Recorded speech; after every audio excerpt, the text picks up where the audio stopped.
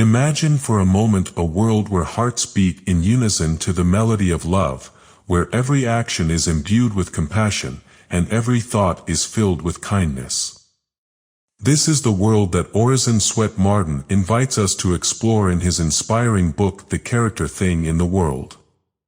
In this timeless work, Marden takes us on a journey of self-discovery and personal transformation. Through touching stories, wise reflections, and profound insights, he teaches us that love, in all its forms and manifestations, is the true engine that drives greatness in our lives. What is the grandest thing in the world? Wealth, power, fame? No, Marden tells us, it is love. It is love that lifts us above our limitations, that connects us with our deepest purpose, and that allows us to transcend our most difficult circumstances. With captivating prose and a powerful message, The Character Thing in the World challenges us to reconsider our priorities, to cultivate authentic relationships, and to live with a generous and compassionate heart. So join us on this journey toward greatness, where each page is an invitation to embrace love as the foundation of a full and meaningful life. Discover why this book has touched the hearts of countless readers over the years and how it can transform yours too. Get ready to be inspired, motivated, and guided toward a more fulfilling and meaningful life. Because, at the end of the day, as Marden reminds us, love is truly the grandest thing in the world. Character, The Grandest Thing in the World by Orison Swett Marden. Chapter 1, A Grand Character. If Henry Drummond was wise in calling an abstract quality, love, the greatest thing in the world, then love in the concrete, embodied in character, is the grandest thing in the world. Drummond himself, in his life story, is far grander than anything he ever wrote, for his was the life of a radiant personality. You met him, says Dr. George Adam Smith, his biographer, a graceful, well-dressed gentleman, tall and lithe, with a swing in his walk and a brightness in his face, who seemed to carry no cares, and to know neither presumption nor timidity. You spoke, and found him keen for any of 100 interests. He fished, he shot, he skated, as few can, he played cricket, he would go any distance to see a fire or a football match. He had a new story or a new puzzle or a new joke every time he met you. Was it on the street? He drew you to watch two messenger boys meet, grin, knock each other's hat off, lay down their baskets, and enjoy a friendly chaffer at marbles. Was it on the train? He read you a fresh tale of his favorite, Bret Hart. Was it a rainy afternoon in a country house? He described a new game, and in 5 minutes everybody was in the thick of it. If it was a children's party, they clamored for his sleight of hand. Drummond as a boy was manly, and as a man he carried a boy's heart in his breast. The Prince, he was called by the young men who knew him. He had a genius for friendship, says Professor Groves. He so won the affection of workingmen that one said, after Drummond died, that he almost felt as if he must pray to him, to invoke his influence for good, from out the heavenly realms. His influence, says Ian McLaren, who first knew Drummond as a boy on the cricket field, more than that of any other man I met, was mesmeric, which means that, while other men affect their fellows by speech and example, he seized one directly by his living personality. Quite sensible and unromantic people grew uneasy in his presence, and roused themselves to resistance, as one might do who recognized a magician, and feared his spell. Men were at once arrested, interested, fascinated by the very sight of the man, and could not take their eyes off him. It was as if the prince of one's imagination had dropped in among common folk. He was the youth who sprang to the aid of Moody and Sankey in the Scottish stronghold, who caught hold of young men and persuaded them in untechnical phrase to do what their praying mothers on earth and God Most High would have them do, the quiet, restrained evangelist, not 23, about whom all men gathered as their leader when the American evangelists left Scotland. A stalwart theologian, too, was he, who detected the natural laws that were at work in the spiritual world, a thinker simple, clear, presenting truth in the concrete. He, too, was the explorer plunging into the wilds of Africa, without giving a thought to a bookmaker's fame, and while 250,000 people were reading his books, he was crowding along the work of the hour at the world's end in America or Australia. How eagerly men sought him, clung to him, and followed him as he followed the Master. Do we ask, what is character? Is it not that sum of qualities which distinguishes one person from another? Do we say that Drummond's versatility was his distinguishing characteristic? It was, rather, his unique combination of high qualities, and no man can acquire a far-reaching influence without a fair mental balance, with great strength upon many sides. If it is no part of my intent, in this booklet, to catalogue those mental and moral traits of most value to mankind, yet it is my intent to name certain deep-rooted dispositions, which are essential in the mental make-up of those who set before themselves a high ideal in seeking for the grandest thing in the world. Chapter 2: The Light-Bearers. True worth is in being, not seeming, in doing, each day that goes by, some little good, not in the dreaming of great things to do by and by. For whatever men say in their blindness, and spite of the fancies of youth, there's nothing so kingly as kindness, and nothing so royal as truth. Alice Carey. A gentleman's first characteristic is that fineness of structure in the body which renders it capable of the most delicate sensation, and of structure in the mind which renders it capable of the most delicate sympathies. One may say, simply, fineness of nature. Ruskin. There is no duty we so much underrate as the duty of being happy. By being happy we sow anonymous benefits upon the world, which remain unknown even to ourselves. Stevenson. On the steps of a public building in Florence, an old, disabled soldier sat playing a violin. By his side stood a faithful dog holding in his mouth a veteran's hat, into which, now and then, a passer-by would drop a coin. A gentleman, in passing, paused, and asked for the violin. First tuning it, he then began to play. The sight of a well-dressed man, playing a violin in such a place, with such associations, attracted the passers-by, and they stopped. The music was so charming that they stood enchanted.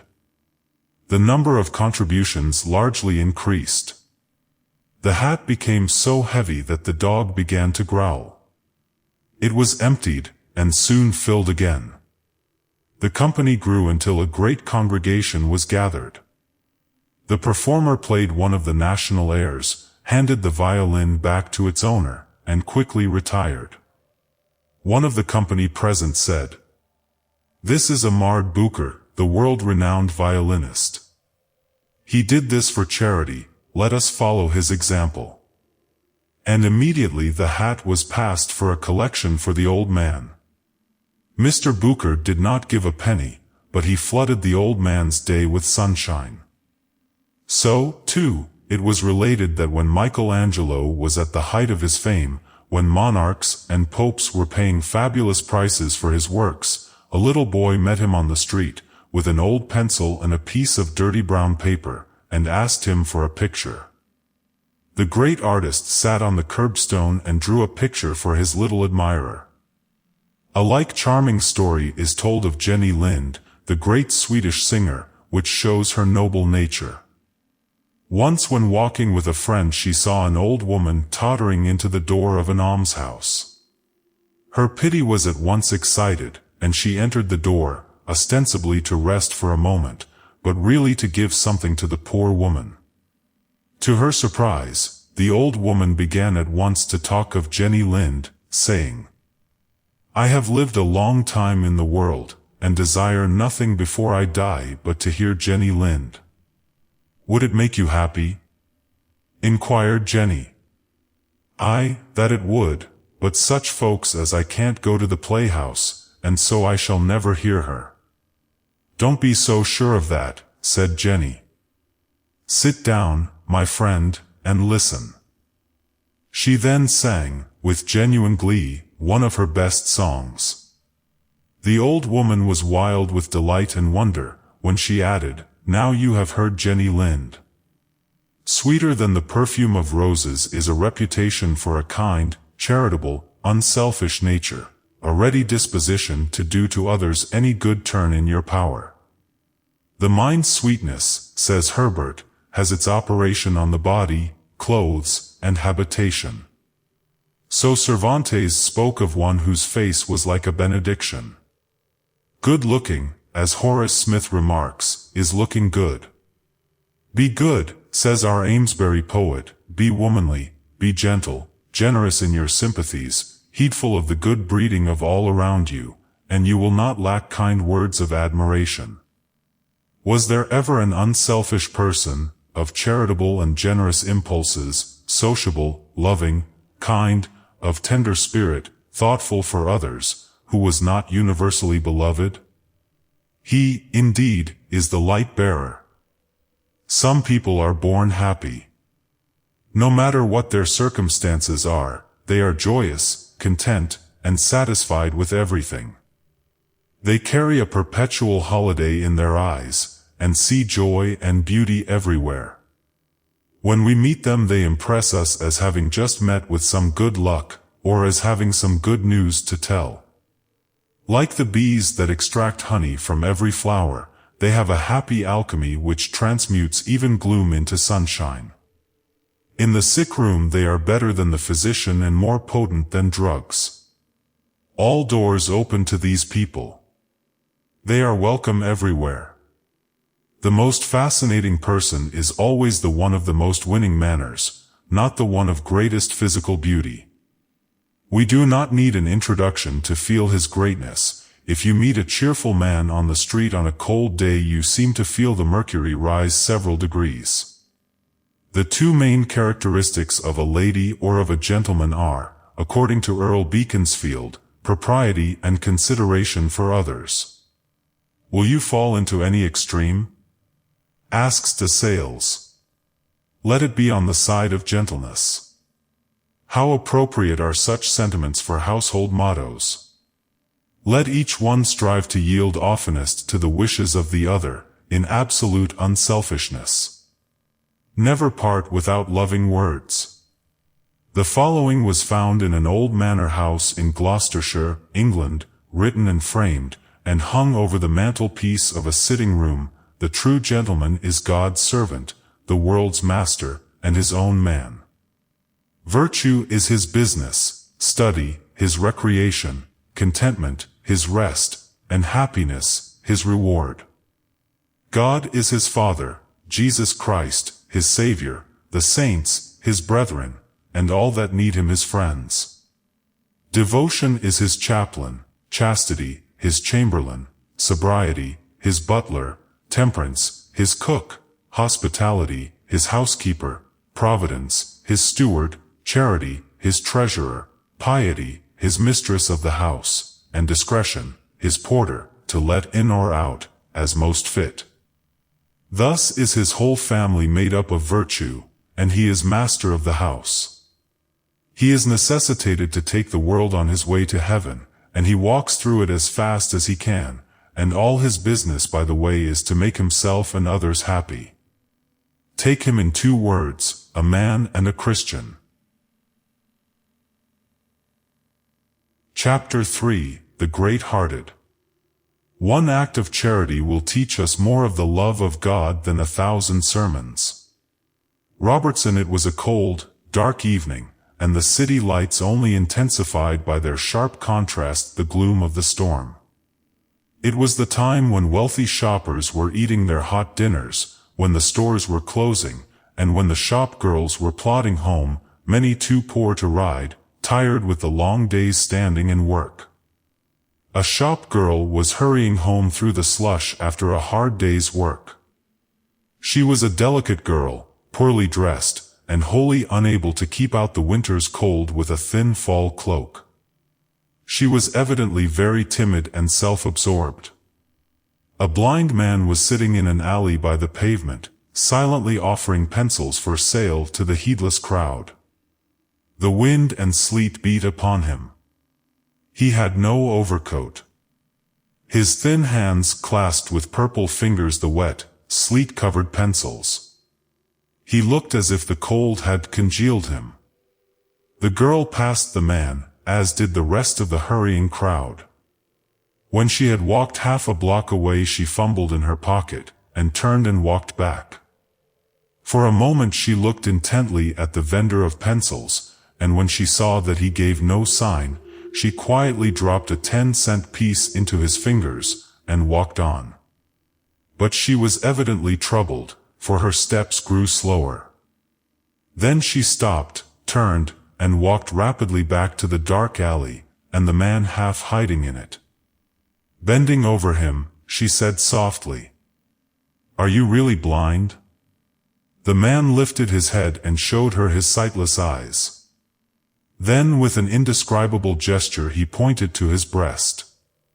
There hung the dull badge of the Grand Army of the Republic. "I beg your pardon, sir," she said humbly. "Please give me back my 10 cents. "Yes, ma'am," he answered, and held out the coin. She took out her purse. It was a very thin one. It contained but $2 silver, 1/3 of her week's hard earnings, all she had. She put $1 of it into his hands with the words, "Take this instead, for the dear Lord's sake, and go home now. You ought not to sit here in this bitter wind and sleet." Then she turned her steps homeward, pitying the wretched man, and thinking that no one had seen her. The high desire that others may be blessed savors of heaven. A poor woman, knowing that Dr. Oliver Goldsmith had studied physic, and hearing of his great humanity, solicited him in a letter to send her something for her husband, who had lost his appetite and was reduced to a most melancholy state. The good-natured poet waited on her instantly, and after some discourse with his patient found him sinking in sickness and poverty. The doctor told him they should hear from him in an hour, when he would send them some pills which he believed would prove efficacious. He immediately went home and put 10 guineas into a chip box, with the following label, "These must be used as necessities require. Be patient, and of a good heart." At the Battle of Fredericksburg, hundreds of Union soldiers lay wounded on the field a whole day and a night. The agonizing cries for water among the wounded were only answered by the roar of the guns. At last a Southern soldier who could not endure these piteous cries any longer begged his general to let him carry water to the suffering. The general told him it would be instant death to appear on the field, but the cries of the unfortunates drowned the roar of the guns to him at least, and he rushed out among the wounded and dying with a supply of water on his errand of mercy. Wondering eyes from both armies watched the brave fellow as, heedless of guns, he passed from soldier to soldier, gently raising his head and placing the cooling cup to his parched lips. The Union soldiers were so struck by the action of this boy in gray, risking his life for his enemy's sake, that they ceased firing from admiration for an hour and a half, as did the Confederates. During this whole time the boy in gray went over the entire battlefield, giving drink to the thirsty, straightening cramped and mangled limbs, putting knapsacks under the heads of sufferers, spreading coats and blankets as if they had been his own comrades. General Gordon is said to have had a great number of medals for which he cared nothing. There was a gold one, however, given to him by the Empress of China, with a special inscription engraved upon it, for which he had a great liking. But it suddenly disappeared, no one knew where or how. Years afterwards it was found out, by a curious accident, that Gordon had erased the inscription, sold the medal for £10, and sent the sum anonymously for the relief of the sufferers from the cotton famine at Manchester. There is one anecdote, matchless if not incredible. It reads like a fable out of the Orient. It relates to a Spanish Moor, whose walk in his garden was interrupted by the inrush of a Spanish cavalier who flung himself at his feet and implored protection, saying that the pursuers were seeking his life for having slain a Moor. Refuge was promised in the garden summer house till midnight. Unlocking the door at the appointed hour, the Moor said, "You have killed my only son. But I pledged my word not to betray you." And he placed the murderer upon a mule, saying, "Flee while darkness conceals you. God is just, my faith is unspotted, and I have resigned judgment to him. Yet, unless it is true that a pledge is sacred, the pillars of heaven may fall. Unless generosity of spirit prevails among men, there can never be upon earth an ideal life. The last, best fruit, says Richter, which comes to late perfection even in the kindliest soul, is tenderness toward the hard, forbearance toward the unforbearing, warmth of heart toward the cold, philanthropy toward the misanthropic. As we stand upon the seashore while the tide is coming in, one wave reaches up the beach far higher than any previous one, then recedes, and for some time none that follows comes up to its mark, but after a while the whole sea is there and beyond it. So now and then there comes a man head and shoulders above his fellow men, showing that nature has not lost her ideal of great-heartedness. And after a while even the average man will overtop the highest wave of noble manhood yet given to the world. The last, best fruit, says Richter, which comes to late perfection even in the kindliest soul, is tenderness toward the hard, forbearance toward the unforbearing, warmth of heart toward the cold, philanthropy toward the misanthropic.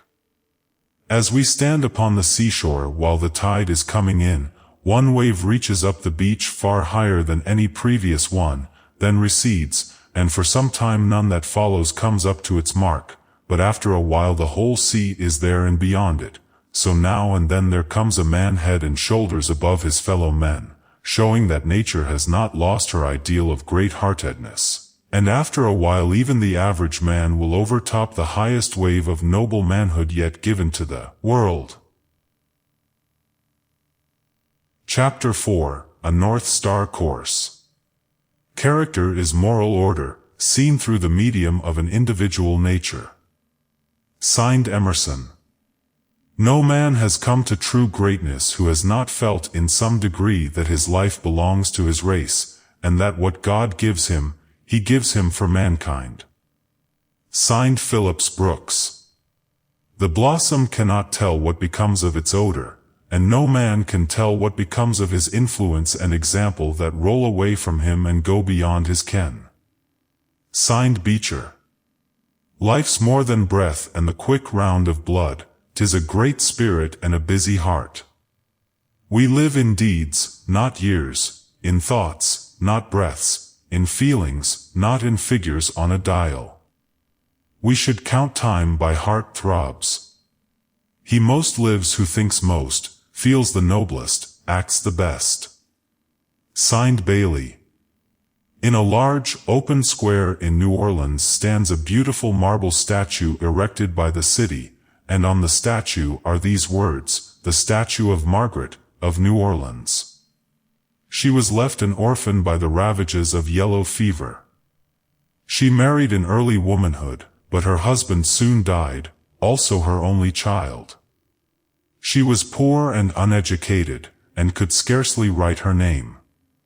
She went to work in the orphan asylum for girls. She toiled early and late, solicited groceries from merchants, and, indeed, put her whole life into the work for these orphans. When a new and beautiful asylum was built, Margaret and one of the Sisters of Mercy freed it from debt. Margaret opened a dairy and bakery in the city, of her own. Everybody knew her, and patronized her milk wagon and bakery. She worked very hard and saved every cent, to help the orphans whom in effect she had adopted as her own children.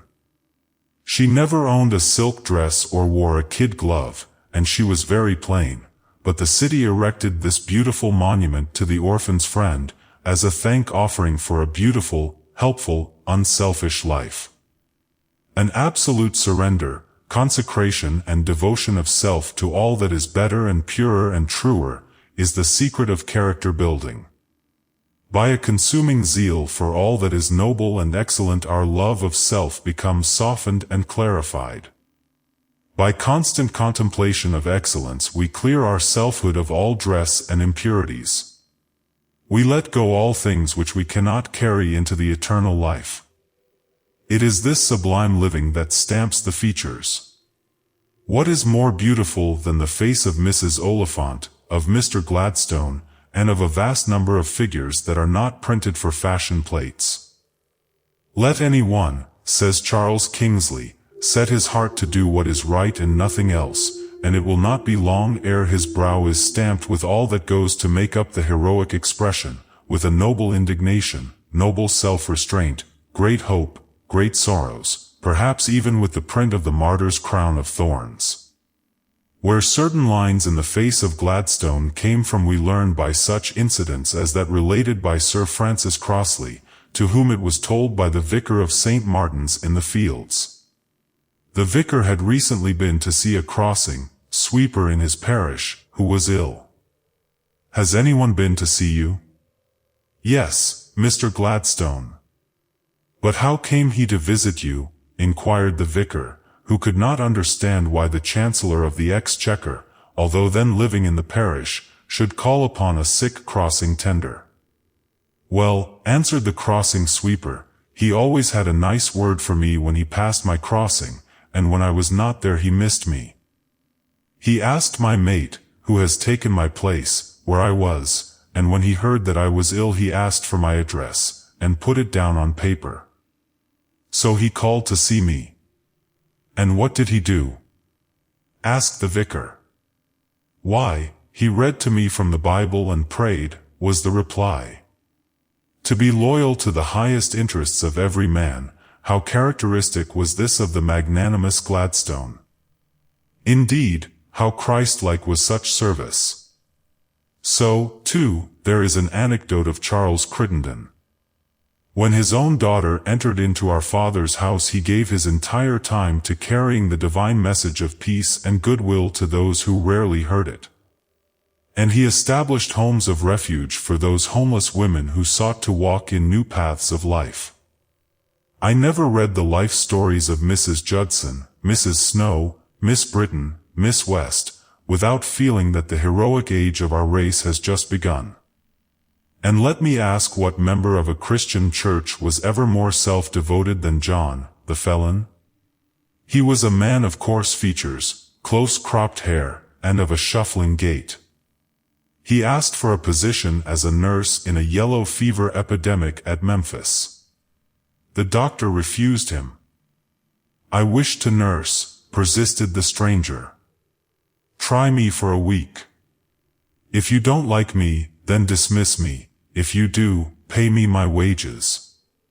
"Very well," said the doctor, "I'll take you, although, to be candid, I hesitate to do so." Then he added mentally, "I'll keep my eye on him." But the man soon proved that he needed nobody's eye upon him. In a few weeks he had become one of the most valuable nurses on that heroic force. He was tireless and self-denying. Wherever the pestilence raged most fiercely he worked hardest. The suffering and the sinking adored him. To the neglected and the forgotten his rough face was the face of an angel. He acted so strangely on pay days, however, that he was followed through back streets to an obscure place, where he was seen to put his whole week's earnings into a relief box, for the benefit of the yellow fever sufferers. Not long afterwards he sickened and died of the plague, and when his body was prepared for its unnamed grave, for he never told who he was, a livid mark was found which showed that John, the nurse, had been branded as a convicted felon. How fitting his epitaph! "I was sick, and ye visited me." There is but one pursuit in life, says Colton, which it is in the power of all to follow and all to attain. This is the pursuit of virtue. It is this commanding worth, this personal power, says Emerson, which is crowned in all companies. Nor was there ever a more signal instance of it, dear to the heart of our English-speaking people, than occurred at Lord Stratford's Crimean War dinner party, when the old officers were invited to write secretly upon a slip of paper the name connected with that war most likely to descend to posterity with renown. Every paper bore the name, Florence Nightingale. The lady with the light, she it was who won the highest fame in that War of the Orient. Within a few hours only of the arrival of herself and her little band of nurses, says the record, many hundred wounded men were brought in from the fight at Balaclava, and a little later thousands more from the field of Inkerman. Nothing was ready, everything was to be done, and it was her task to bring order out of a chaos of misery. She sometimes stood, during her first week in charge, 20 consecutive hours issuing directions, and she made it a point, when matters were running in routine order, to give her personal attention to the worst and most appalling cases. Her nerve, said a surgeon who worked with her, was wonderful. I have been with her at very severe operations. She was more than equal to the trial. The more awful to every sense any particular case, especially if it was that of a dying man, the more surely would her slight form be seen bending over him, administering to his ease in every way in her power, and seldom quitting his side till death released him. She would speak to one and to another, and nod and smile to as many more, said a soldier, but she couldn't do it to all. You know, we lay there by hundreds, but we could kiss her shadow as it fell, and lay our heads on the pillow again content. Another said, before she come, there was such cussin' and swearin', and after that it was as holy as a church. How closely are these anecdotes related to the divine life in man, and how greatly they enhance the sacredness of his personality. It is this which sets one apart, and we instinctively maintain a reserve toward those whose princely lives are so honored by unique acts of fidelity to God and to man. It is this rigid and unquestioning adherence to duty which Mrs. Anna Jameson calls the cement which binds the whole moral edifice together, without which all power, goodness, intellect, truth, happiness, and love itself can have no permanence. If a man's religion is of the right sort, will it not sharpen his faculties, quicken his energies, heighten his self-respect, give solidity to his character, and enhance both his usefulness and his prospect of success? In the sublimest flights of the soul, rectitude is never surmounted, love is never outgrown. And by it are we not akin to the highest beings in the universe, and even to the Most High? It was during our Civil War that a soldier lay long upon his dying cot, counting the days, then the hours, of his discharge, and under his pillow was found this dedication of himself which indicated his faith in the highest kinship of the soul: I give to a patient God my patient heart. Her nerve, said a surgeon who worked with her, was wonderful. I have been with her at very severe operations. She was more than equal to the trial. The more awful to every sense any particular case, especially if it was that of a dying man, the more surely would her slight form be seen bending over him, administering to his ease in every way in her power, and seldom quitting his side till death released him. She would speak to one and to another, and nod and smile to as many more, said a soldier, but she couldn't do it to all. You know, we lay there by hundreds, but we could kiss her shadow as it fell, and lay our heads on the pillow again content. Another said, before she come, there was such cussin' and swearin', and after that it was as holy as a church. How closely are these anecdotes related to the divine life in man, and how greatly they enhance the sacredness of his personality. It is this which sets one apart, and we instinctively maintain a reserve toward those whose princely lives are so honored by unique acts of fidelity to God and to man. It is this rigid and unquestioning adherence to duty which Mrs. Anna Jameson calls the cement which binds the whole moral edifice together, without which all power, goodness, intellect, truth, happiness, and love itself can have no permanence. If a man's religion is of the right sort, will it not sharpen his faculties, quicken his energies, heighten his self-respect, give solidity to his character, and enhance both his usefulness and his prospect of success? In the sublimest flights of the soul, rectitude is never surmounted, love is never outgrown. And by it are we not akin to the highest beings in the universe, and even to the Most High? It was during our Civil War that a soldier lay long upon his dying cot, counting the days, then the hours, of his discharge, and under his pillow was found this dedication of himself which indicated his faith in the highest kinship of the soul: I give to a patient God my patient heart. Chapter 5: Intrepidity of Spirit. He's true to God who's true to man. Wherever wrong is done to the humblest and the weakest neath the all-beholding sun, that wrong is also done to us, and they are slaves most base whose love of right is for themselves, and not for all their race. Signed, Lowell. Oh, may I join the choir invisible of those immortal dead who live again in minds made better by their presence, live in pulses stirred to generosity, in deeds of daring rectitude, in scorn for miserable aims that end with self, in thoughts sublime that pierce the night like stars, and with their mild persistence urge man's search to vaster issues. Signed, George Eliot. In arming the Christian soldier, Paul put sincerity before everything. Not, how much do you believe? But, how much do you believe it? He is less concerned with the article than with the ardor of my faith. He is content it should be half-formed, if it be whole-hearted. Signed, Matheson.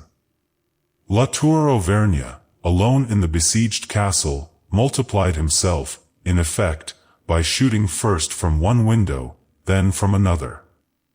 When the terms of surrender were arranged, the garrison was allowed to march out with the honors of war.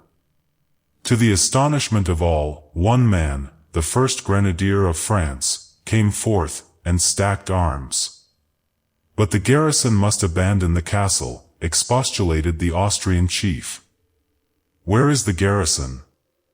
I am the garrison, replied La Tour proudly. Garibaldi's power over his men amounted to fascination. In Rome he called for 40 volunteers to go where half of them would be killed and the others wounded. The whole battalion rushed forward, and they had to draw lots, so eager were all to obey. What is every man but a magnet, to attract, or to be attracted? Every man ultimately falls into the company with which he affiliates. And he is the strongest who draws men to himself, who creates the company, and this is through having a positive quality, moral courage and physical prowess. There was, Gentleman George, a young officer, of whom one of our war writers has told us. He spent all his spare hours in study, and daily he read his Bible. Camp life is never private, but George took the jeers of his comrades good-naturedly. He made an exact map of the country about the camp, much to his credit with the colonel of the regiment. When an insane soldier sprang into quarters, George seized him. In the day of battle, George ran in between the firing lines and brought off a wounded lieutenant.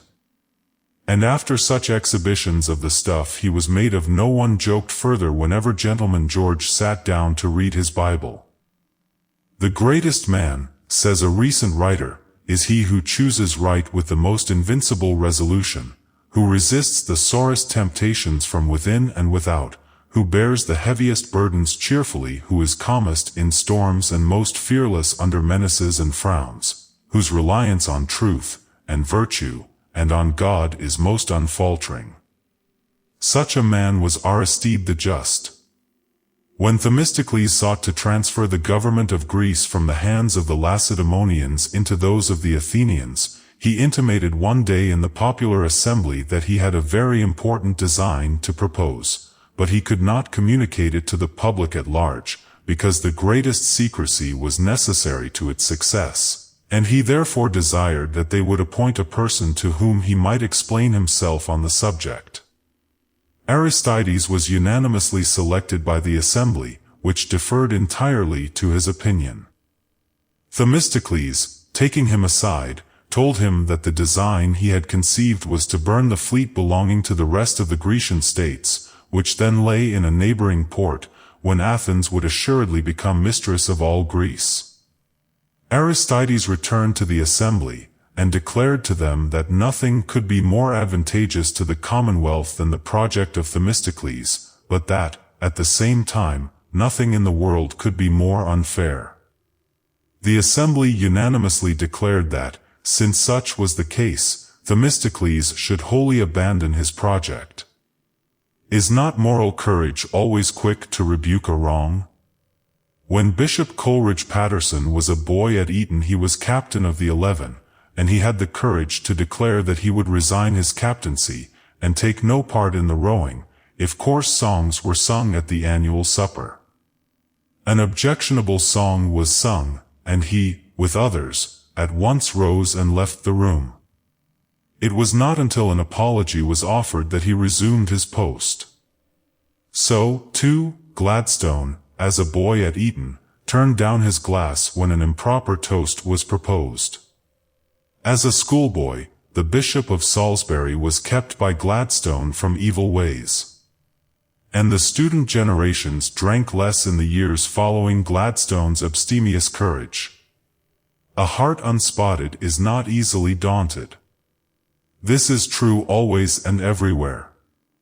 In Harvard University, the idea of what was the manly thing was definitely changed when Arthur Cumnock threw his athletic influence in favor of temperance in all things, fair play, courtesy, and modesty.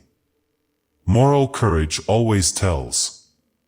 Is not intrepidity of spirit as requisite in the tent as on the battlefield? I was sitting with General Grant one day, said Clinton Fisk, when a major general in full uniform appeared, saying, "Boys, I have a good story to tell." "There are no ladies present." "No, but there are gentlemen present," replied the commander-in-chief.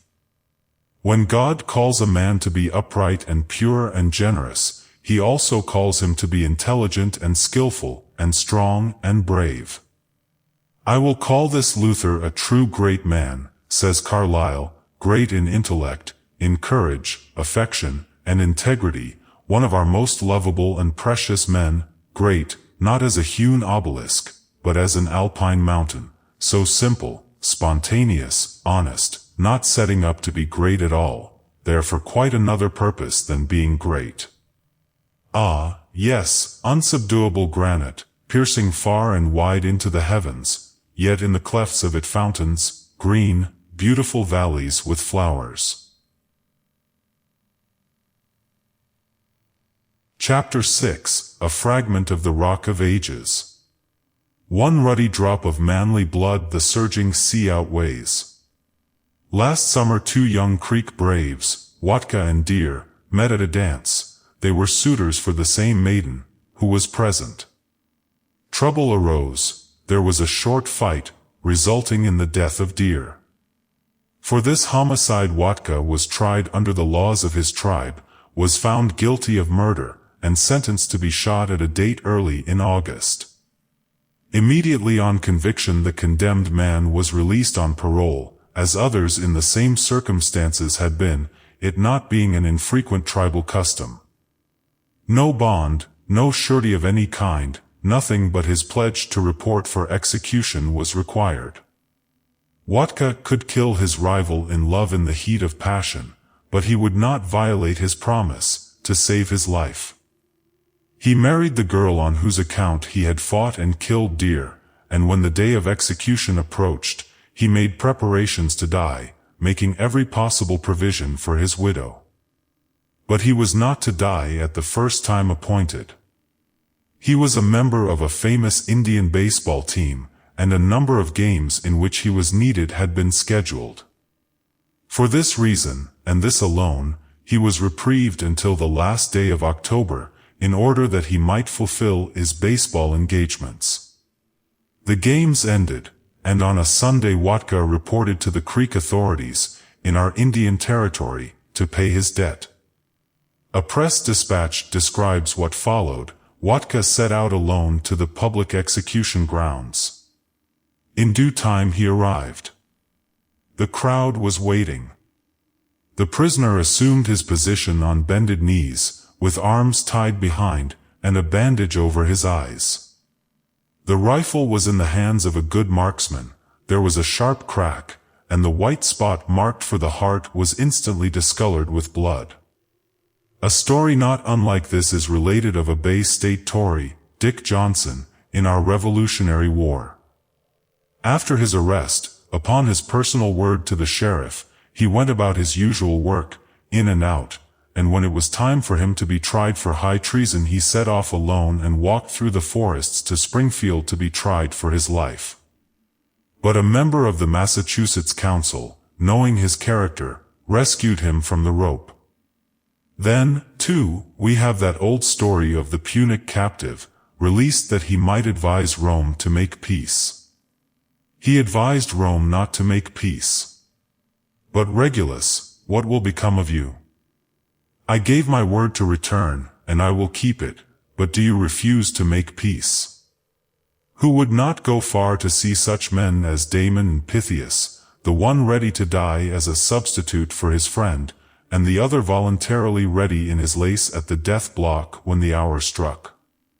When the sacredness of one's word is matched in the attributes of his character throughout, all that constitutes a man, then we find that there is something in a man's life greater than his occupation or his achievements, grander than acquisition or wealth, higher than genius, more enduring than fame. The truest test of civilization, says Emerson, is not the census, nor the size of cities, nor the crops, no, but the kind of men the country turns out. Montaigne kept his castle gates unbarred during the Wars of the Fronde, because his reputation for integrity was better defense than a regiment of horses. Your lordships, said Wellington in Parliament, must all feel the high and honorable character of the late Sir Robert Peel. I was long connected with him in public life. I never knew a man in whose truth and justice I had greater confidence. Are not the characters of great men the dowry of a nation? Chateaubriand said he saw Washington but once, yet it inspired his whole life. To Washington, Jefferson once wrote, "The confidence of the whole nation centers in you." Of Abraham Lincoln, his greatest antagonist, Stephen Douglas said that there was safety in the very atmosphere of the man. Manhood is above all riches and overtops all titles. Character is greater than any career. Character must stand behind, and back up everything, the sermon, the poem, the picture, the play. None of them is worth a straw without it. I have read, Emerson says, that they who listened to Lord Chatham felt that there was something finer in the man than anything which he said. It was remarked by Disraeli that, we put too much faith in systems, and look too little to men. This was the ground of that wise remark of Samuel Johnson to travelers, in which he belittled the palaces and cities, and even the picture galleries and fine scenery, yet the seeing of eminent men he thought to be of the first importance. Go, said Lord Essex to the young Earl of Rutland, 100 miles to speak with one wise man, rather than 5 miles to see a fair town. The prosperity of a country, says Luther, depends not on the abundance of its revenues, nor on the strength of its fortifications, nor on the beauty of its public buildings, but it consists in the number of its cultivated citizens, in its men of education, enlightenment, and character. The value of personal integrity to the state, at a great crisis, was singularly illustrated by George Peabody. In 1837, after he moved from America to London, there came a commercial crisis in the United States. Many banks suspended specie payments. Many mercantile houses went to the wall, and thousands more were in great distress. Edward Everett said, The great sympathetic nerve of the commercial world, credit, as far as the United States were concerned, was for the time paralyzed. Probably not half a dozen men in Europe would have been listened to for a moment in the Bank of England upon the subject of American securities, but George Peabody was one of them. His name was already a tower of strength in the commercial world. In those dark days his integrity stood foursquare in every business panic. Peabody retrieved the credit of the state of Maryland, and, it might almost be said, of the United States. His character was the magic wand which in many a case changed almost worthless paper into gold. Merchants on both sides of the Atlantic procured large advances from him, even before the goods consigned to him had been sold. Another illustration is given us in Coburn's Memorials of Francis Horner.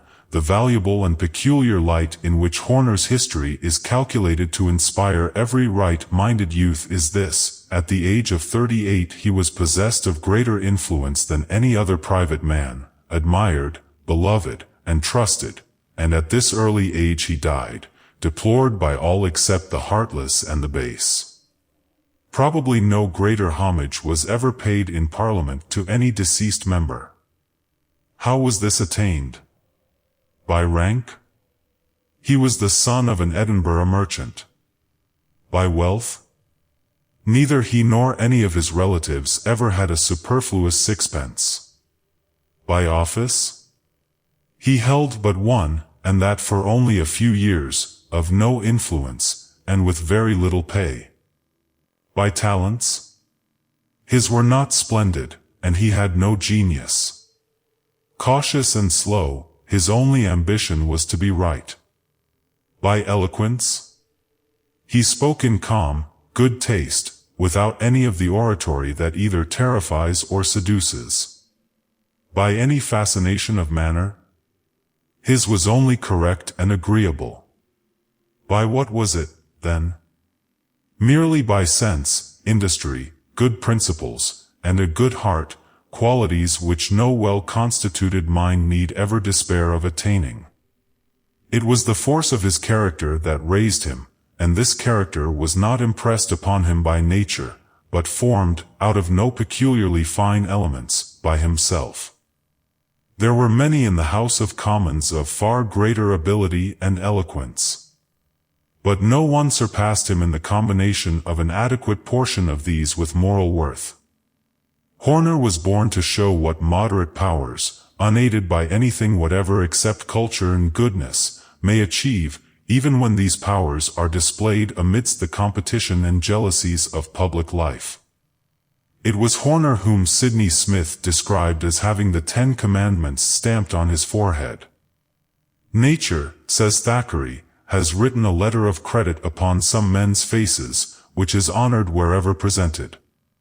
You cannot help trusting such men, their very presence gives confidence. There is a promise to pay in their very faces which gives confidence, and you prefer it to another man's endorsement. This quality, which we sometimes speak of as characterizing a man we can tie to, is always at a premium in a democracy. If it was said of the personal character of the first Alexander of Russia that it was equivalent to a constitution, much more, in a free land, the stability of our institutions depends upon moral excellence embodied in the citizens. One good, strong, sound man, said old John Brown, of Osawatomie, is worth 1,000 men without character in a building up a state. Give us a man, young or old, high or low, says Dean Stanley, on whom we know we can thoroughly depend, who will stand firm when others fail, the friend faithful and true, the adviser honest and fearless, the adversary just and chivalrous. In such a one there is a fragment of the Rock of Ages. Chapter 7. The Wealth of the Commonwealth. The purest treasure mortal times afford is spotless reputation, that away, men are but gilded loam, or painted clay. Sion Shakespeare. Heart life, soul life, hope, joy, and love, are true riches. Beecher, when wealth is lost, nothing is lost. When health is lost, something is lost. When character is lost, all is lost. Motto over the walls of a school in Germany. We were always without a sou, but we never spoke of money, for money counted for nothing in our ambition. Signed Rousseau. Meal, please your majesty, is a halfpenny a peck at Athens, and water I get for nothing. This was the answer made by Socrates to King Archelaus, who had pressed him to give up preaching in the dirty streets of Athens, and come live with him in his splendid courts. I don't want such things, said Epictetus to the rich Roman orator who was making light of his contempt for money wealth, and besides you are poorer than I am. You have silver vessels, but earthenware reasons, principles, appetites. My mind furnishes me with abundant occupation in lieu of your restless idleness. All your possessions seem small to you, mine seem great to me. Your desire is insatiate, mine is satisfied. I have a rich neighbor, said Isaac Walton, who is always so busy that he has no leisure to laugh. The whole business of his life is to get money, and more money. He is still drudging on, and says that, the diligent hand mocketh rich, and it is true indeed, but he considers not that it is not in the power of riches to make a man happy, or, as was wisely said by a man of great observation, that there may be as many miseries beyond riches as on this side of them. The keys that keep those riches hang often heavily at the rich man's girdle. Let us be thankful for health and a competence, and for a quiet conscience. Money is not needful, said Professor Blackie to the young men of Edinburgh University. Power is not needful, liberty is not needful, even health is not the one thing needful, but character alone is that which can truly save us. The real benefactors of mankind, says Emerson, are the men and women who can raise their fellow beings out of the world of corn and money, who make them forget their bank account by interesting them in their higher selves, who can raise mere money getters into the intellectual realm, where they will cease to measure greatness and happiness by dollars and cents, who can make men forget their stomachs and feast on being's banquet. He is the richest man who enriches his country most, in whom the people feel richest and proudest, who gives himself with his money, who opens the doors of opportunity widest to those about him, who is ears to the deaf, eyes to the blind, and feet to the lame. Such a man makes every acre of land in his community worth more, and makes richer every man who lives near him. On the other hand, many a millionaire has impoverished the town in which he lived, and lessened the value of every foot of land. What is character but the poor man's capital? Is not character an available piece of property? Is it not estimated as moral security, the noblest of possessions? It is an estate in the general goodwill and respect of men, and they who invest in it will find their reward in esteem and reputation fairly and honorably won. Thee shall do as well by me as I do by thee, said a Quaker tanner, when he took an apprentice. The boy won his employer's confidence by his honesty, good nature, and industry. Henry, said the friend, I think of making thee a fine present when thy time is out. I cannot tell thee what it is to be, but it shall be worth more to thee than £100. When the apprenticeship expired, the Quaker said, I will give thy present to thy father, adding, as he addressed the latter, thy son is the best boy I ever had. This is the present, a good name. Henry's golden visions vanished, but his father said, I would rather hear you say that of my son than to see you give him all the money you are worth, for a good name is rather to be chosen than great riches. It was the outcome of the lad's own exertion, the reward of his own good principles and conduct. A good name, without it, gold has no value, birth, no distinction, station, no dignity, beauty, no charm, age, no reverence. Character is like stock in trade, said Dr. Hawes, of Hartford. the more of it a man possesses, the greater his facilities for making additions to it. Character is power, is influence. It makes friends, creates funds, draws patronage and support, and opens a sure and easy way to wealth, honor, and happiness. How were a multitude of businessmen who lost every dollar they had in the Chicago fire enabled to resume business at once, some in a wholesale business, without money? Their record was their bank account. The commercial agencies said they were square men, that they had always paid 100 cents on a dollar, that they had paid promptly, and that they were industrious, and dealt honorably with all men. Their record was as good as a bank account. They drew on their character. Character was the coin which enabled penniless men to buy thousands of dollars worth of goods. Their integrity did not burn up with their stores. The best part of them was beyond reach of fire, and could not be burned. A good character is a precious thing, above rubies, gold, crowns, or kingdoms, and the work of making it is the noblest labor on earth. Money-getting has well been called unhealthy when it impoverishes the mind, or dries up the sources of the spiritual life, when it extinguishes the sense of beauty, and makes one indifferent to the wonders of nature and art, when it blunts the moral sense, and confuses the distinction between right and wrong, virtue and vice, when it stifles religious impulse, and blots all thoughts of God from the soul. It is just as important to set apart time for the development of our aesthetic faculties as for cultivating the money-getting instinct. A man cannot live by bread alone. His higher life demands an impalpable food. It takes a large bill of fare to feed an immortal being. The mind and soul in a well-developed man are ever more imperious in their demand for the true and the beautiful than is the body for material food. Character is perpetual wealth, and by the side of him who possesses it the millionaire who has it not seems a pauper. Compared with it, what are houses and lands, stocks and bonds?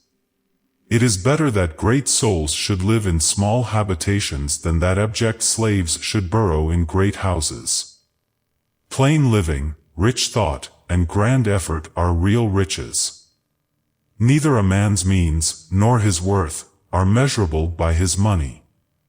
If he has a fat purse and a lean heart, a broad estate and a narrow understanding, what will his means do for him? What will his worth gain him?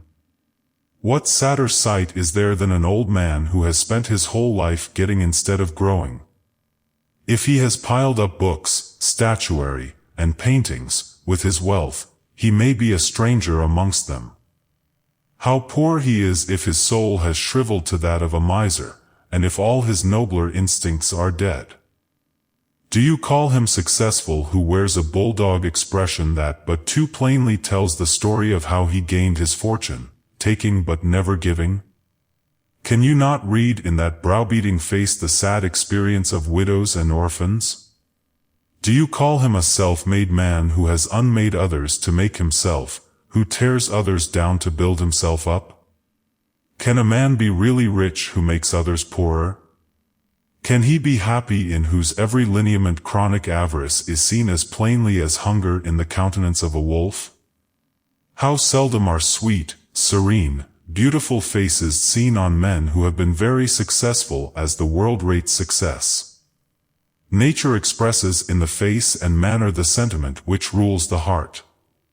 When I say, in conducting your understanding, love knowledge with a great love, says Sidney Smith, with a vehement love, with a love coeval with life, what do I say but love innocence, love virtue, love purity of conduct, love that which, if you are rich and great, will vindicate the blind fortune which has made you so, and make men call it justice, love that which if you are poor will render your poverty respectable, and make the proudest feel that it is unjust to laugh at the meanness of your fortunes, love that which will comfort you, adorn you, and never quit you, which will open to you the kingdom of thought, and all the boundless regions of conception as an asylum against the cruelty, the injustice, and the pain that may be your lot in the world, that which will make your motives habitually great and honorable, and light up in an instant 1,000 noble disdains at the very thought of meanness and of fraud. Character before wealth was the motto of our Boston merchant Amos Lawrence, who inscribed on his pocketbook, "What shall it profit a man if he shall gain the whole world and lose his own soul?"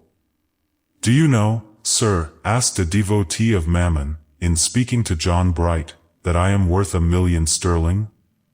"Yes," said the irritated but calm-spirited respondent, "I do, and I know that it is all you are worth."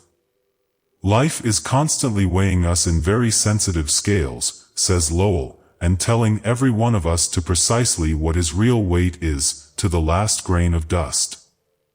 "I ought not to allow any man, because he has broad lands, to feel that he is rich in my presence," says Emerson.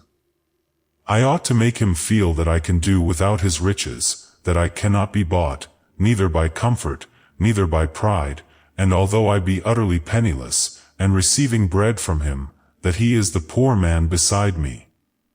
"What do we mean," asked Henry Ward Beecher, "when we say that a man is made? Is it that he has got the control of his lower instincts, so that they are only fuel to his higher feelings, giving force to his nature? That his affections are like vines, sending out on all sides blossoms and clustering fruits? That his tastes are so cultivated that all beautiful things speak to him, and bring him their delights?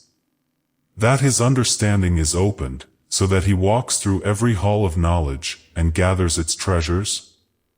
That his moral feelings are so developed and quickened that he holds sweet commerce with heaven? Oh, no, none of these things. He is cold and dead in heart, and mind, and soul. Only his passions are alive, but he is worth $500,000. And we say a man is ruined. Are his wife and children dead? Oh, no. Have they had a quarrel, and are they separated from him? Oh, no. Has he lost his reputation through crime? No. Is his reason gone? Oh, no. It is as sound as ever. Is he struck through with disease? No. He has lost his property, and he is ruined. The man ruined. When shall we learn that a man's life consisteth not in the abundance of things which he possesseth? A bankrupt merchant, returning home one night, said to his noble wife, "My dear, I am ruined, everything we have is in the hands of the sheriff." After a few moments of silence the wife looked into his face and asked, "Will the sheriff sell you?" "Oh, no." "Will the sheriff sell me?" "Oh, no." "Will he sell the children?" "Oh, no." Then do not say that we have lost everything. All that is the most valuable remains to us, manhood, womanhood, childhood. We have lost but the results of our skill and industry. We can make another fortune if our hearts and hands are left us. What power can poverty have over a home where loving hearts are beating with a consciousness of untold riches of head and heart? A rich mind and noble spirit will cast over the humblest home a radiance of beauty which the upholsterer and decorator can never approach. Who would not prefer to be a millionaire of character, of contentment, rather than possess nothing but the vulgar coins of a Croesus? Whoever uplifts civilization is rich though he die penniless, and future generations will erect his monument. Some men are rich in health, in constant cheerfulness, in a mercurial temperament which floats them over troubles and trials enough to sink a shipload of ordinary men. Others are rich in disposition, family, and friends. There are some men so amiable that they carry an atmosphere of jollity about them. Some are rich in integrity and character. What are the toil-sweated productions of wealth piled up in vast profusion around a Gerard, or a Rothschild, when weighed against the stores of wisdom, the treasures of knowledge, and the strength, beauty, and glory with which victorious virtue has enriched and adorned a great multitude of minds during the march of 100 generations. Phillips Brooks, Whittier, Thoreau, Audubon, Emerson, Beecher, Agassiz, were rich without money. They saw the splendor in the flower, the glory in the grass, books in the running brooks, sermons in stones, and good in everything. They knew that the man who owns the landscape is seldom the one who pays the taxes on it. They sucked in power and wealth at first hand from the meadows and fields, birds, brooks, mountains, and forests, as the bee sucks honey from the flowers. Every natural object seemed to bring them a special message from the great author of the beautiful. To such rare souls every natural object is touched with power and beauty, and their thirsty souls drink it in as a traveler on a desert drinks in the God-sent water of the oasis. To extract power and spiritual wealth from the world around them seems to be their mission, and to pour it out again in refreshing showers upon a thirsting humanity. What is the measure of a nation's true success? Asked Lowell. It is the amount of energy it has contributed to the thought, the moral energy, the intellectual happiness, the spiritual hope and consolation of mankind. Thrift. All this has been said as to the nature of true wealth, after first of all assuming that every human being has been trained in early life, when irrevocable habits are formed, in the fundamental laws of thrift, daily labor, earning a fair means of living, saving enough for pecuniary independence in days of sickness and old age, avoidance of debt, readiness to help others, and all those wholesome divine rules of frugal self-preservation that are to be as rigidly learned and obeyed as the 10 Commandments, 6 days for labor and a life without theft or a lie or covetousness. Assuming all this, one of the first great lessons in life is to learn the true estimate of values. As the youth starts out in his career, all sorts of wares will be imposed upon him, and all kinds of temptations will be used to induce him to buy. His success will depend very largely upon his ability to estimate properly, not the apparent but the real value of everything presented to him. Vulgar wealth will flaunt her banner before his eyes, and claim supremacy over everything else. 1,000 schemes will thrust their claims into his face. Every occupation and vocation will present its charms. The youth who would succeed must not allow himself to be deceived, but place emphasis of life where it belongs. Is it any wonder that our children start out with wrong ideals of life, with wrong ideas of what constitutes success? The child is urged to get on, to rise in the world, to make money. Success. The child is urged to get on, to rise in the world, to make money.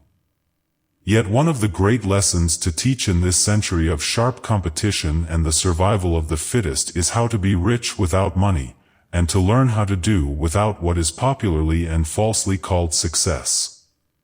I believe, says Julia Ward Howe, that many of our youth are learning that a worthy life is the best success, whether it is attended by wealth or poverty, or by that most preferable condition of all, a modest competency.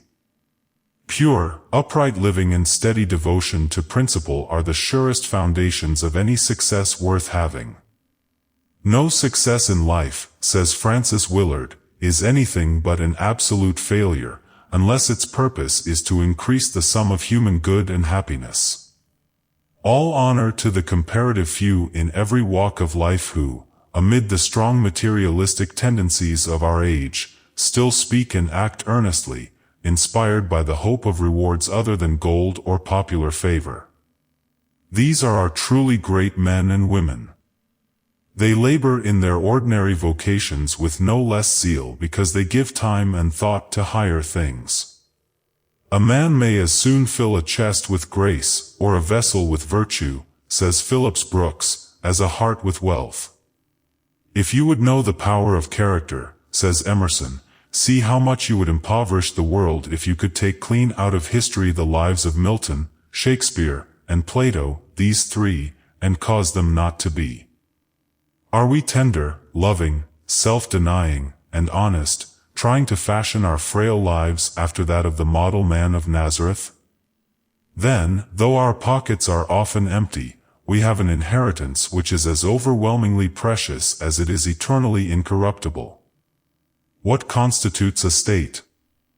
Not high-raised battlement or labored mound, thick wall or moated gate, not cities proud, with spires and turrets crowned, not bays, and broad-armed ports, where, laughing at the storm, rich navies ride, not starred and spangled courts, where low-browed baseness wafts perfume to pride. No, men, high-minded men. Chapter 8, The Apollo Belvedere and Venus di Milo. These statues stand for symmetry, for an ideal. Is not every character to be formed upon a unique personal ideal? And is not every man a law unto himself, in making for himself a well-proportioned character? I wonder if ever a song was sung but the singer's heart sang sweeter. I wonder if ever a hymn was rung, but the thought surpassed the meter. I wonder if ever a sculptor wrought, till the cold stone echoed his ardent thought. Or if ever a painter, with light and shade, the dream of his inmost heart portrayed. Yet the aim of every man, said Humboldt, should be to secure the highest and most harmonious development of his powers to a complete and consistent whole. In every painting of the masters there is one idea or figure which stands out boldly, everything else is subordinate, and finds its real significance not in itself, but in pointing to the central idea. So, in the universe of God, every object of creation is but a guide-aboard, with an index finger pointing to the central figure. Man is the only great thing in the universe. All the ages have been trying to produce a perfect model. Only one complete human life, one ideal life, has yet evolved. Is not life itself a fine art, and more difficult than sculpture, painting, music, architecture, or the creations of poetry? Do we not need to learn how to live? Apelles hunted over Greece for many years, studying the fairest points of beautiful women, getting here an eye, there a forehead, there a nose, here a grace, and there a turn of beauty, for his famous portrait of a perfect woman which enchanted the world. So the coming man will be composite, many in one.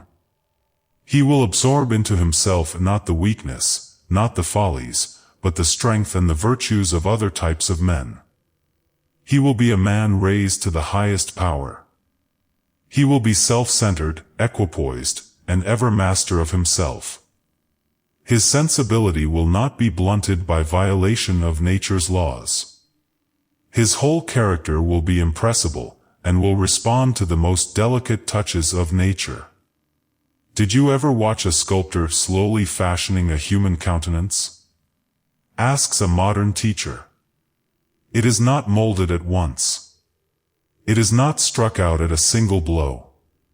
It is painfully and laboriously wrought. It is a work of time, but at last the full likeness comes out and stands fixed and unchanging in the solid marble. So does a man carve out his own moral likeness. Every day he adds something to the work. I cannot see that you have made any progress since my last visit, said a critic to Michelangelo. But, said the sculptor, I have retouched this part, polished that, softened this feature, brought out that muscle, given some expression to this lip, more energy to that limb. But these are trifles.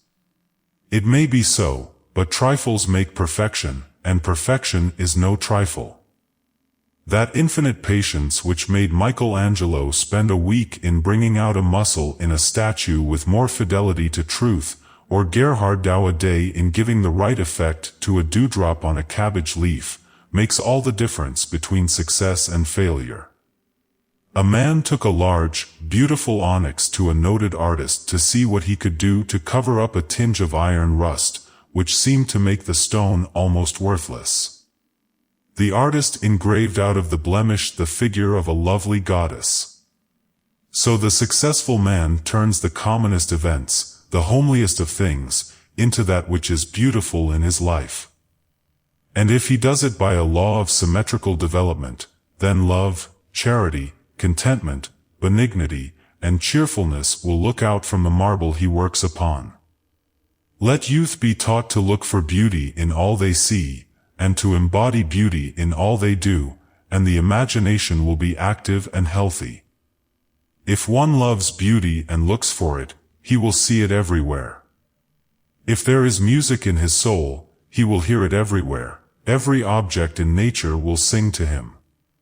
Life will be neither a drudgery nor a dream, but will become full of God's life and love. If you infuse into the purpose with which you follow the various employments and professions of life, no matter how humble they may be, the sense of beauty, pleasure, and harmony, you are transformed at once from an artisan to an artist. Any discontent you feel with the work you are compelled to do comes from your doing it in the spirit of a drudge. Do it in the spirit of a master, with a perception of the beauty which inheres in all honest work, and the drudgery will disappear in delight. It is the spirit in which we work, not the work itself, which lends dignity to labor, and many a field has been plowed, many a house built, in a grander spirit than has sometimes attended the government of empires or the creation of epics. How few, even in this magnificent life gallery, where nature holds perpetual carnival of harmony and beauty, see anything of value except dollars and merchandise. As Emerson says, the farmer sees his bushel and his cart, and nothing beyond, and sinks into the farmer, instead of the man on the farm. Life is not mean, it is grand. If it is mean to any, he makes it so. God made it glorious. It is paved with diamonds, its banks he fringed with flowers. He overarched it with stars. Around it he spread the glory of the physical universe, suns, moons, worlds, constellations, systems. All that is magnificent is in motion, sublime in magnitude, and grand in order and obedience. God would not have attended life with this broad march of grandeur if it did not mean something. Ruskin tells us that the earth we tread beneath our feet is composed of clay and sand and soot and water, and he tells us that, if nature has her perfect work in these things, the clay will become porcelain, and may be painted upon and placed in the king's palace. Then, again, it may become clear and hard and white, and have the power of drawing to itself the blue and the red, the green and the purple rays of the sunlight, and become an opal. The sand will become very hard and white, and have the power of drawing to itself the blue rays of the sunlight, and become a sapphire. The soot will become the hardest and whitest substance known, and be changed into a diamond. The water in the summer is a dewdrop, and in the winter crystallizes into a star. Even so the homeliest lives, by drawing to themselves the coloring of truth, sincerity, charity, and faith, may become crystals and gems, of purest ray serene. Every thought which enters the mind, every word we utter, every deed we perform, makes its impression upon the inmost fiber of our being, and the resultant of these impressions is our character. The study of books, of music, or of the fine arts is not essential to a lofty character. It rests with the workman whether a rude piece of marble shall be squared into a horse block or carved into an Apollo, a Psyche, or a Venus de Milo. It is yours, if you choose, to develop a spiritual form more beautiful than any of these, instinct with immortal life, refulgent with all the glory of character. The power of great thoughts and grand sentiments to refine the face and manner, to lift man above his surroundings, is marvelous. We see this illustrated in the faces of great scientists, great reformers, and great statesmen. The body is but a servant of the mind. A well-balanced, cultured, and well-disciplined intellect reacts very powerfully upon the physique, and tends to bring it into harmony with itself. On the other hand, a weak, vacillating, one-sided, unsteady, and ignorant mind will ultimately bring the body into sympathy with it. Every pure and uplifting thought, every noble aspiration for the good and the true, every longing of the heart for a higher and better life, every lofty purpose and unselfish endeavor, reacts upon the body, makes it stronger, more harmonious, and more beautiful.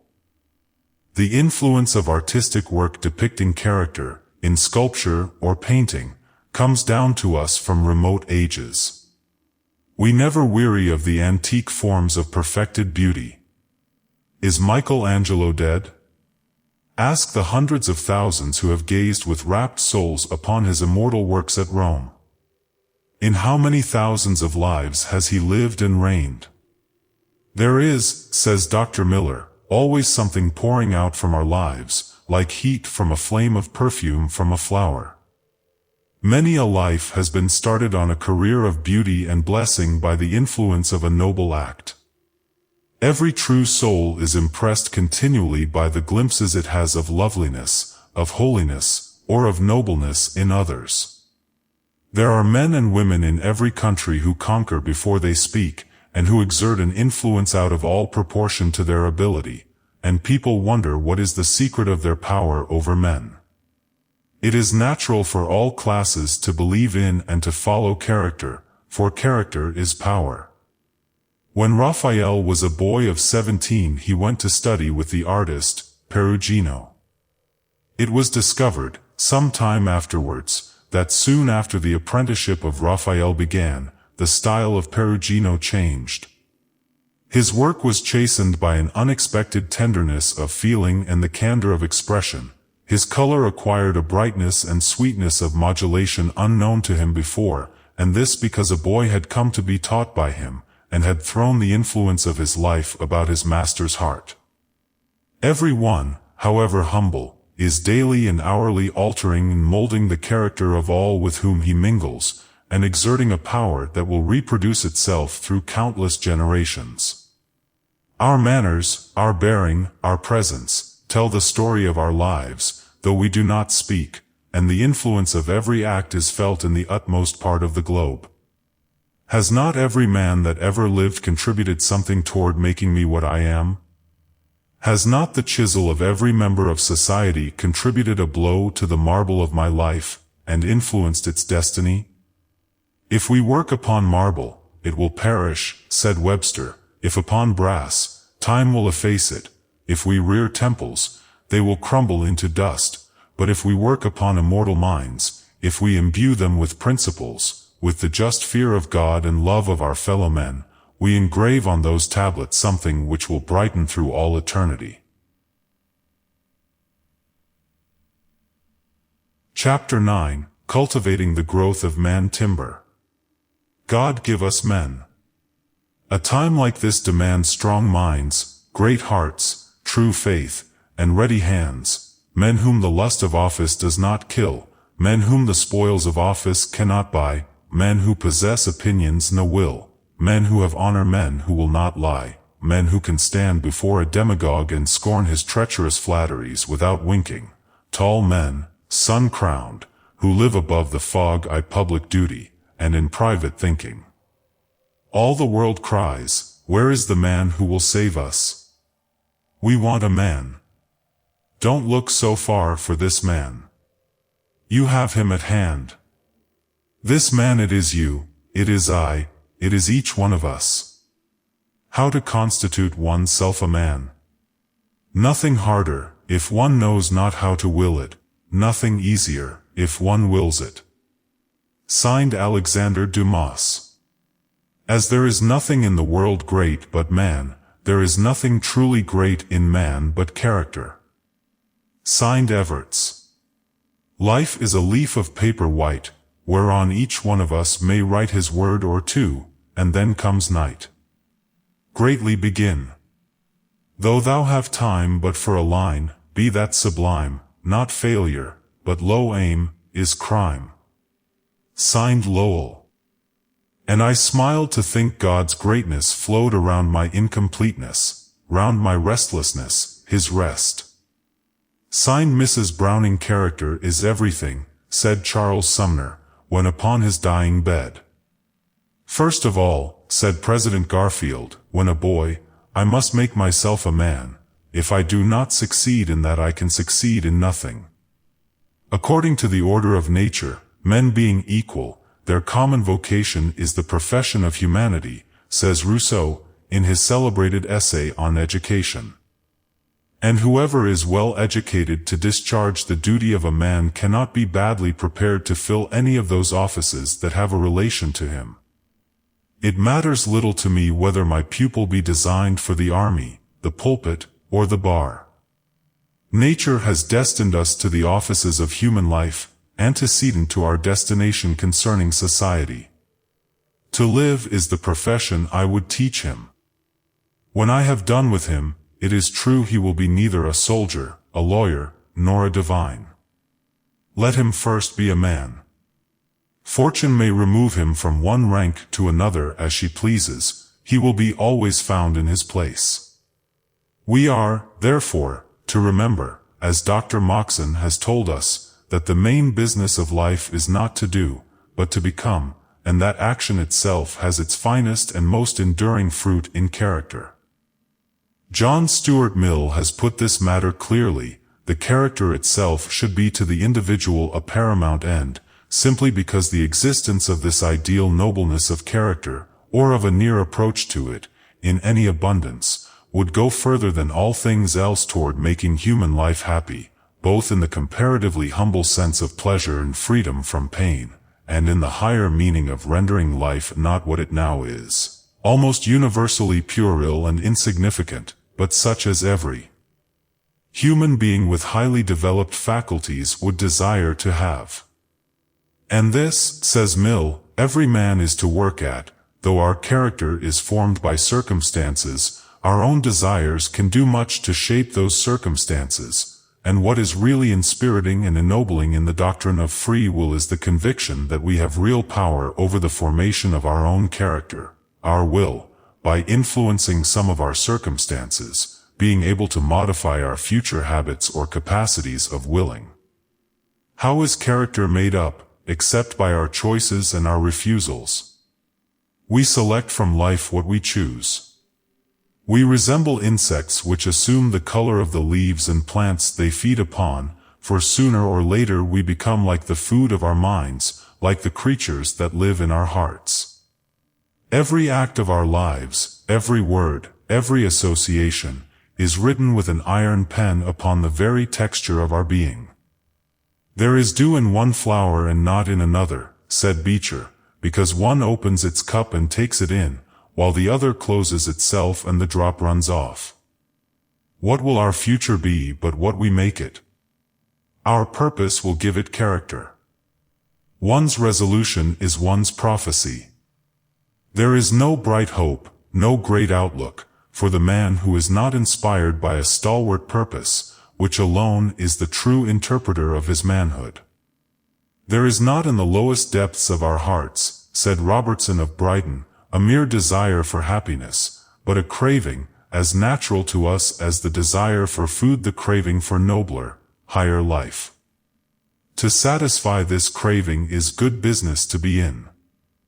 If a youth were to start out in the world with the fixed determination that he will make no statement but the exact truth, that every promise shall be redeemed to the letter, that every appointment shall be kept with the strictest faithfulness, and with sacred regard for other men's time, if he should hold his reputation as a priceless treasure, and feel that the eyes of the world are upon him, that he must not deviate a hair's breadth from the truth and right, if he should take such a stand at the outset, he would come to have the almost unlimited confidence of mankind. What we are to be really, we are now potentially. As the future oak lies folded in the acorn, so in the present lies our future. Our success will be, can be, but a natural tree, developed from the seed of our own sowing. The fragrance of its blossoms and the richness of its fruitage will depend upon nourishment absorbed from our past and present. The first requisite of all education and discipline should be man-timber. Tough timber must come from well-grown, sturdy trees. Such wood can be turned into a mast, can be fashioned into a piano, or an exquisite carving. But it must become timber first. Time and patience develop the sapling into the tree. So, through discipline, education, experience, the sapling child is developed into hardy mental, moral, physical timber. The only real success worthy of the name is that which comes from a consciousness of growing wider, deeper, higher, in mental and moral power, as the years go on. To feel the faculties expanding and unfolding, this is the only life worth living. And is not all this inspiration in response to a divine touch and a divine life? When Mendelssohn once went to see the great Freiburg organ, the custodian, not knowing who he was, would not let him touch it. After much persuasion he allowed the persistent youth to touch a few notes. The old man stood entranced. He had never heard such melody before. At length he asked the great player his name, and, when he had been told, he stood humiliated and self-condemned. A greater musician than Mendelssohn, unknown to us, perhaps, has stood by the human organ which very possibly has given our only wolf notes before to the world, pleading with us to let him touch the strings and bring out the music divine. And what a grace it is to come into touch with God! I have read of a girl whose wonderful grace and purity of character charmed everyone who knew her. One day a friend touched the spring of a little gold locket which she always wore on her neck, but which she had let no one see, and in it were these words, "Whom, not having seen, I love." Mrs. Livermore has said that Miss Willard was ever conscious of being encompassed round by unseen presences and helpers. She lived in perfect spiritual reciprocity with the unseen world. How beautiful it all is, after the blunders and the high aspirations of youth, and the struggles of manhood, if life's discipline has brought us nearer and nearer to God and the ideal life. What are our yearnings, asks Beecher, but homesickness for heaven? Our sighings are sighings for God, just as children cry themselves asleep away from home, and sob in their slumber, not knowing that they sob for their parents. The soul's inarticulate moanings are the affections yearning for the infinite, and having no one to tell them what it is that ails them. Do you not remember the legend, how the inhabitants of an ancient hamlet proposed to welcome their king, when it was announced that he would honor them with his presence? Early and late they toiled to beautify their village, to make their homes pleasing in his sight. At length, their utmost done, they rested on the eve of their sovereign's coming. But lo, in the night, while they slept, the angels came down and transformed all their work.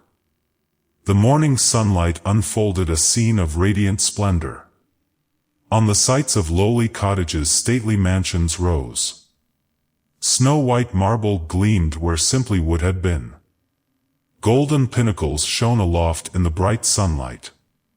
Fountains sent forth their wealth of spray. Palm trees, in graceful loveliness, stood around their village green. Though but a fable, this story is substantially true, since it is thus that God, with the smile of approval, enriches, ennobles, and beautifies the labors of those who love him, and out of love serve him. When, at the evening of our little day, he comes to us, or sends his messenger to bid us come home, not the great things we have done, but faithfulness in doing the little duties that he has placed upon our hands, will win his approval. Follow the star. It may not lead thy feet through pleasant valleys where bloom and fragrance wait, nor may it lead thee to those mountain heights where worldly fame and honor hold their state, yet follow thou. Forget not is the star. And it shall lead to no one less than God, and it shall lead to God, though God be far. The End.